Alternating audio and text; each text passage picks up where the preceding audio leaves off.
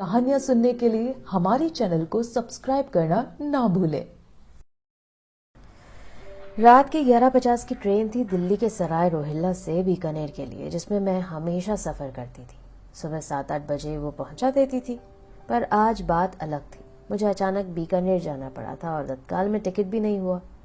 Travel agent ने सुझाव दिया, अगर अर्जेंट है तो आप अपनी दूसरी ट्रेन ले लो। 10:45 निकलती है। घूम कर जाने की वजह से बीकानेर दोपहर 1 से 1:30 के बीच पहुंचती है। मैंने हाँ किया और रात को सराय रोहिल्ला पहुंच गई। स्टेशन काफी खाली था। ट्रेन लगी हुई थी। सेकेंड एसी कोच देखकर मैं अपनी सीट पर बैठ गई। पूरा कूपा खाली था।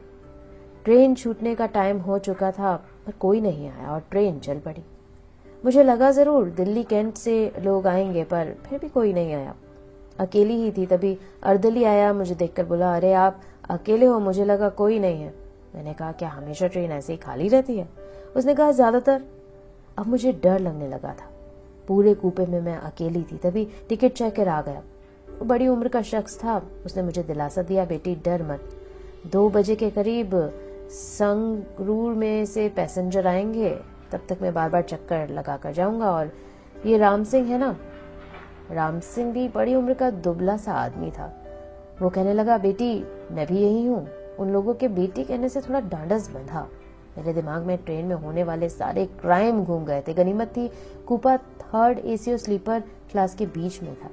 एक बार मेरा मन हुआ कह दूं 3rd एसी में शिफ्ट कर दो, पर टिकट चेकर जा चुका था। मैं आराम से बैठी थी। पूरे कूपे के पर्दे खींचे हुए थे। खाली बैठे बैठे दिमाग में क्राइम पेट्रोल और सावधान इंडिया के सारे एपिसोड घूम गए थे। मैं ज्यादातर अकेले ही ट्रेवल करती थी, पर आज बात कुछ और ही थी। बीच बीच में राम सिंह 2 बार मुझे देख गए थे। 12 बजे के करीब राम सिंह कंबल लेकर आ गए। बोला, बेटी रात की ठंड लगेगी। मेरा डर मिटाने के लिए वो हंसते हुए बोला, ये ट्रेन बिहार या उत्तर प्रदेश नहीं जा रही, तुम डरो मत। आधे घंटे बाद ट्रेन रुकी। वो स्टेशन था शायद जिंद। कोई 10 मिनट रुकी होगी ट्रेन। अभी गाड़ी प्लेटफॉर्म से सरकना शुरू ही किया था, तभी दरवाजा खुला और एक सुंदर सा सुदर्शन सा लंबा लड़का कूपे में आया। शायद उसने भागते हुए गाड़ी पकड़ी थी, क्योंकि वो हाफ रहा था और उसके माथे पर पसीना भी आ गया था। मैं उसे बहुत गौर से देख रही थी और घूर भी रही थी। तभी उसकी आंखें मेरी आंखों से टकराई। मैं सकपका गई। वो आकर मेरे सामने वाली सीट पर बैठ गया। मुझे लगा चोर तो नहीं है। अलर्ट होकर बैठ गई थी मैं वहां। थोड़ी देर बाद अपना गला साफ करते हुए वो लड़का बोला, क्या आप इस कूपे में अकेली हैं? मैंने कहा, तुम्हें कैसे पता? वो बोला, अभी प्लेटफॉर्म से गार्ड से टिकट लेकर आया हूँ, वही बता रहा था। पूरा सेकंड एसी खाली है। मैंने हिम्मत दिखाते हुए कहा, संगरूर से पैसेंजर बहुत हैं। उस लड़के के पास सिर्फ एक बैग था। उसे लापरवाही से ऊपर की सीट पर पटक वो टांगे फैलाते हुए मेरे सामने वाली सीट पर पसर गया। मेरे पास ऐसा कोई कीमती सामान नहीं था। लैपटॉप और फोन ही था। कैश ज्यादा लेकर मैं चलती नहीं हूँ। मेरी कल्पना उड़ान भरने लगी थी। अगर ये चोर है तो कितने का नुकसान होगा? डेबिट कार्ड अगर गया तो अकाउंट में 40-50 हजार से ज्यादा नहीं है। लैपटॉप और फोन ऑफिस का है। ज्वेलरी कोई मैं पहनती नहीं। तभी अंतर्मन ने टोका, अरे मूर्ख, तेरी जान और इज्जत इन सबसे मूल्यवान है ना? हाय रे भौतिकवादी मन, उस तरफ तो ध्यान गया ही नहीं। मन ही मन बचपन में सीखे हुए कराटे लेसन दोहराने लगी। तभी मेरे कल्पना के घोड़ों को लगाम लगाते हुए वो लड़का बोला, आप बीकानेर तक जा रहे हो? मैं चुप रही। मेरी स्थिति को समझते हुए वो बोला, अगर आप कंफर्टेबल नहीं हो तो मैं दूसरी सीट पर चला जाता हूँ। आपके ऊपर वाली सीट मेरी है, इसलिए यहाँ आकर बैठा। फिर वो उठा और सामने वाली पैसेज सीट पर जाकर बैठ गया। मैंने पूरा पर्दा खोल रखा था। वो फिर बोला, पहली बार इतने खाली कूपे में सफर कर रहा हूँ, आपकी हिम्मत की दाद देनी होगी। आप अकेली बैठी हैं। मैंने कहा, राम सिंह, हर 20 मिनट में चक्कर लगा जाता है, डरना क्या? वैसे भी मुझे नींद नहीं आती, और पुलिस वालों को क्या डर? मैं झूठ भूल गई ताकि उसे लगे मैं पुलिस में हूँ। वो हल्के से मुस्कुराया और बोला, अच्छा मैं डॉक्टर रजत टॉक्स 3rd ईयर मेडिकल का स्टूडेंट हूँ। बीकानेर जा रहा हूँ, मेरा कॉलेज वही है। मैंने कहा, हाँ मालूम है, मैं रिया शर्मा, एसीपी, और कोई रैंक याद नहीं आई जल्दबाजी में। वो हंसा और बोला, ओके। थोड़ी देर तक वो और मैं चुपचाप बैठे रहे। पता नहीं खिड़की से क्या देखने की कोशिश कर रहा था और मैं लगातार उसे, मुझे लग रहा था अगर कोई हथियार है तो उसने कहाँ छुपाया होगा। इसका बैग मेरे सामने ही पड़ा है और इसके कपड़ों में छुपाने की गुंजाइश लगती नहीं है। वो पलटा और बोला, बुरा मत मानिएगा अगर आपको देखकर ऐसा लगता नहीं है कि आप पुलिस वाली हैं। मैंने कहा, क्या मतलब? वो बोला, इतनी कम उम्र में एसीपी। अब अपने झूठ पर मुझे खुद हंसी आ गई। वो एक डॉक्टर है ये सुनकर मैं थोड़ी सहज भी हो गई थी। मैंने फिर भी ठिठाई दिखाते हुए कहा, मैं ऐसा ही हूँ। वो फिर हंसा और बोला, इतनी सुंदर पुलिस वाली हो तो लोग खुद आएंगे चलकर, गिरफ्तार कर लो मैडम प्लीज। मैंने मन में सोचा, अच्छा बच्चू अकेली समझकर लाइन मारा है। मैं एकदम गंभीर आवाज में बोली, ऐसे मजाक मुझे पसंद नहीं, अपनी हद में रहो या बुलाऊं रेलवे पुलिस को। वो कान पकड़ने का उपक्रम करते हुए ठेठ हरियाणवी में बोला, मैडम सॉरी। उसकी बात का लहजा कुछ इस तरह का था कि मैं हंसी रोक नहीं पाई और ना चाहते हुए भी मैं हंस पड़ी। रजत मुस्कुराते हुए बोला, आप क्यों झूठ बोल रही हैं? डरे मत, मैं कोई चोर उचक्का नहीं हूँ। मैंने कहा, अकेले सफर करो तो एक्स्ट्रा केयरफुल होना पड़ता है। वो बोला, हाँ वो तो एकदम ठीक बात है। फिर वो मुझसे बोला, वैसे झूठ बोलने के अलावा आप करती क्या हैं? मैं एक नामी पैकेट फूड कंपनी में काम करती हूँ। बीकानेर में हमारी प्रोडक्शन यूनिट है। क्वालिटी कंट्रोल में जब भी कोई इश्यू होता है तो मुझे आना पड़ता है। Basically I am food engineer. Wow impressive. वो हाथ आगे बढ़ाते हुए बोला। मैंने भी हैंडशेक कर लिया। उसके बाद बेहद ठंडे थे उसके हाथ। मैंने कहा, एसी खाली कंपार्टमेंट में बड़ा अच्छा चल रहा है। वो हंसा और बोला, अच्छा है ना, पैसा वसूल। वो बात करते करते मेरी सामने वाली सीट पर बैठ गया। मैं थोड़ी सहज हो चली थी। अभी भी मेरी नजर उसकी हरकतों पर थी। फिर वो सीट पर अधलेटा सा होते हुए बोला, वैसे मैं यही जिंद का हूँ, मम्मी पापा का इकलौता बेटा। शुरू से पढ़ने में तेज था इसलिए मेडिकल लाइन में चला गया। वैसे हमारी बहुत सी जमीन है, हमारा कुनबा खेती ही करता आया है। सदियों से अचानक कहते कहते उसकी आंखों से चमक गायब हो गई और बहुत गहरी उदासी छा गई, जैसे वो कुछ सोचते सोचते कहीं खो गया हो। मैंने उसे टोकते हुए कहा, इस टाइम तुम घर क्यों आए थे? कोई छुट्टियां, कोई वीकेंड भी नहीं है। गहरी सोच में डूबे डूबे बोला, कुछ नहीं, जमीन का कोई मसला था। पापा अकेले कैसे कोर्ट कचहरी के चक्कर लगाते। फिर वो हल्का सा उठा और आगे की ओर झुकते हुए बोला, मेरे चाचा की नीयत खराब हो गई है, वो हमारे हिस्से की जमीन भी हड़पना चाहते हैं। ओह के अलावा मेरे मुंह से कुछ नहीं निकला। वो मुझे देखते हुए बोला, मैडम ये जमीन किसान के पसीने से ही नहीं, खून से भी सींची जाती है। मैंने सहमति में सिर हिला दिया। मैंने कहा, बनने वाले तुम डॉक्टर हो पर अंदर से किसान भी बैठा हुआ है। वो बोला, अरे वाह, आपने सही पहचाना। इस बात पर हाई फाई करते उसने हाथ उठा दिया, पर मेरी तरफ से रिस्पॉन्स न मिलता देख छेपते हुए उसने हाथ नीचे कर लिया। इतने में राम सिंह हाथ में चाय का प्याला लेते हुए आ गया। रजत को आश्चर्य से देखते हुए वो बोला कि बेटी, मुझे लगा तुम्हें चाय चाहिए होगी तो मैं ले आया। इसमें पेंट्री तो है नहीं। नहीं, वो बोला, स्टाफ के लिए सब इंतजाम है। बाबा मैं तो चाय पीती नहीं, आप इन साहब से पूछ लीजिए। रजत जल्दी से बोला, जी हम भी चाय पीते नहीं हैं। राम सिंह मायूस सा वापस लौट गया। रजत बोला, अच्छा हुआ आपने चाय नहीं ली। मैंने कहा, हाँ किसी पर विश्वास करने लायक जमाना भी नहीं है। अचानक उसके चेहरे पर एक रंग आया और चला गया। हम दोनों अपनी अपनी सीट पर चुपचाप लेट गए। मेरी कल्पना फिर से उड़ान भरने लगी। अगर फिल्मों की तरह गुंडे आ जाएं तो क्या रजत मुझे हीरो की तरह बचाएगा और फिर मुझे इससे प्यार हो जाएगा? मैंने कनखियों से उसे देखा। हीरो नहीं तो हीरो से कम भी नहीं था। दिल में हल्की से गुदगुदी हुई। मुझे हंसी आई और कहाँ की बात कहाँ जोड़ती हूँ मैं भी। मैंने देखा रजत तो आंखें बंद करके पता नहीं कौन सी दुनिया में था। वो बिल्कुल शांत लेटा हुआ था, पर मेरी आंखों में नींद नहीं थी। एक तो अकेली ट्रेन का डर, ऊपर से नया नया ख्याल।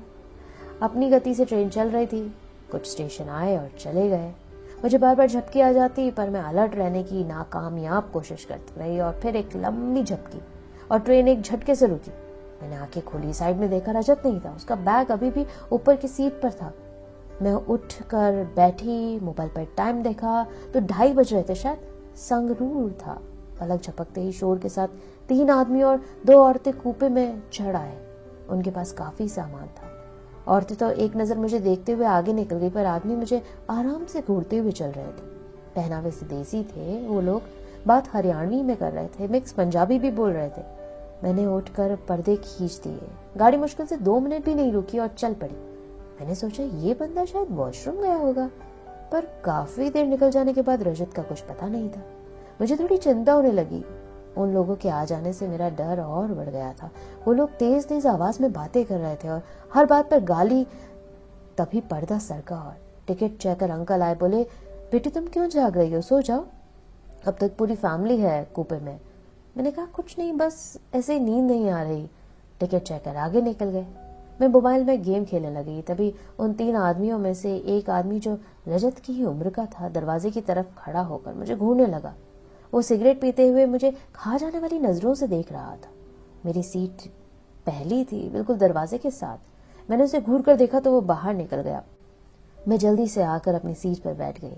अजीब वाहियात लोग हैं, और ऊपर से ये रजत कहाँ गया।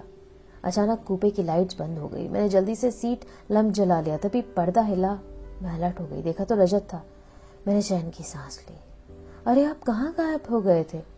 वो बोला कुछ नहीं और आकर मेरे पास बैठ गया। अचानक मुझे हल्की ठंड का एहसास हुआ। वो मेरी आंखों में आंखें डालते हुए बोला, रिया क्या मेरा एक काम कर दोगी। मैंने हाँ में सिर हिलाया। वो बोला, ये बैग बीकानेर पहुंचा दोगी। मैंने कहा क्यों, तुम कहाँ जा रहे हो। वो हल्का सा मुस्कुराया, बोला, मैं तो जा चुका हूँ, बस कुछ हिसाब पूरे करने हैं। मैंने कहा हेलो, ज्यादा ड्रामा मत करो, मैं डर नहीं रही हूँ। वो कुछ नहीं बोला।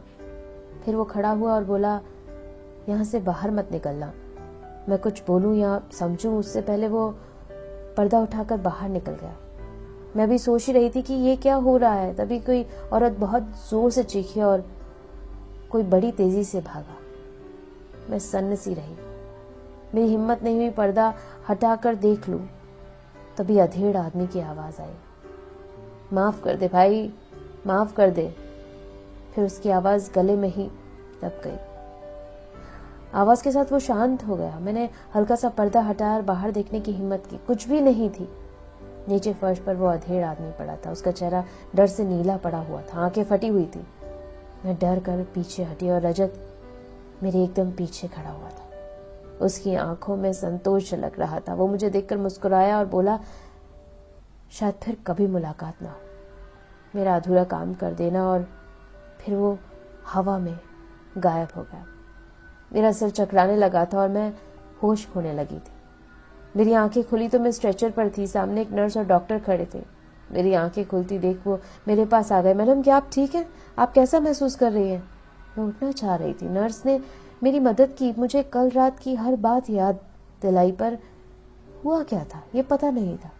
तभी वो 2-3 पुलिस वाले आए। मैडम आप ट्रेन के कूपे में बेहोश मिली थी, 3 और लोग थे। उनकी बात अनसुनी करते हुए मैंने पूछा तो जवाब आया कि मैं श्री गंगानगर में हूँ। मैंने कहा पहले मेरा बैग ला कर दीजिए, मैं अपने घर पर फोन करना चाहती हूँ। तभी डॉक्टर बोल पड़ा, आप इन्हें थोड़ी देर नॉर्मल होने दें, मैं फोन कर रहा हूँ। बीकानेर ऑफिस में आपके इन्फॉर्म कर दिया है। मैं थोड़ा आराम करके और कुछ खाकर काफी फ्रेश फील कर रही थी। मेरी मदद के लिए मेरे ऑफिस से वकील चल पड़े थे। मुझे समझ नहीं आ रहा था मैं पुलिस वालों को क्या बताऊं। सारी इंक्वायरी होने के बाद वो बीकानेर चली आई। कार में से जब सामान उतारा तो उसमें रजत का बैग भी था। मुझे उसकी बात याद आ गई, मेरा अधूरा काम पूरा कर देना। मैं उसी वक्त मेडिकल कॉलेज के लिए निकल पड़ी। मैंने बैग खोला तो उसमें कुछ बुक्स और पेपर थे। मैं सीधा कॉलेज ऑफिस में पहुंची और रजत टॉक्स के बारे में पूछा। वहां से जवाब मिला 3 हफ्तों पहले उसकी मृत्यु हो चुकी है। मैंने रिक्वेस्ट की कि क्या मैं उसके रूममेट से मिल सकती हूँ। थोड़ी देर में एक दुबला सा लड़का मेरे सामने आया। मेरे हाथ में बैग देखते ही वो उसकी ओर लपका, ये तो रजत का बैग है। मैंने बैग उसकी ओर बढ़ा दिया। वो बैग खोलते हुए रो पड़ा। रजत ने प्रॉमिस किया था कि वो मुझे बुक्स लाकर देगा। उसने अपना प्रॉमिस पूरा किया। रजत एक खुश मिजाज लड़का था, पढ़ने में तेज था, सबकी मदद करने वाला था। उसके चाचा और उसके बेटों की बुरी नजर उसकी जमीन जायदाद पर थी और एक दिन मौका मिलते ही उन्होंने बहाने से रजत को बुलवाया और उसके पूरे परिवार को खत्म कर दिया। घर में आग लगा दी ताकि सब जल जाए, ऐसा भयानक अंत। मैं सुनकर कांप उठी। बाहर निकलते हुए मैंने पीछे मुड़कर देखा तो लगा जैसे टेरेस से कोई हाथ हिला रहा है। हाँ, वो रजत ही था। अगले दिन के अखबार में ये खबर आई कि एक ही परिवार के लोगों ने ट्रेन में